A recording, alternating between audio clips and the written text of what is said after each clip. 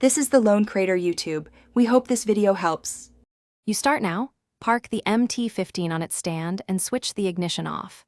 Disconnect the negative battery cable so you avoid shorts. Once done, remove the seat and any panels blocking the instrument cluster. This gives you direct access. Use a Phillips or Torx as required and keep screws organized. Make sure to photograph connector positions before unplugging. You'll want to reconnect exactly as found. This initial access step prevents mistakes and prepares you to remove the cluster safely. You now pull the instrument cluster free and unplug the wiring harnesses. Press retainers gently to avoid breaking plastic.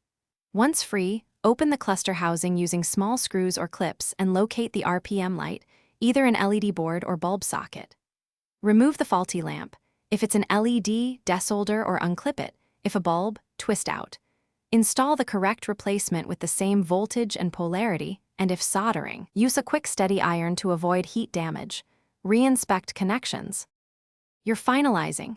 Reassemble the cluster, seat the lens in case, then reconnect wiring harnesses and temporarily reconnect the battery.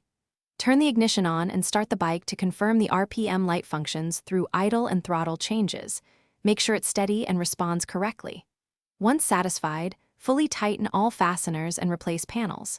If the light is dim or flickers, make sure polarity is correct. Inspect solder joints for cold solder, or test the replacement on a bench supply. These steps usually resolve lingering issues. Thanks for watching. Consider subscribing if we helped you.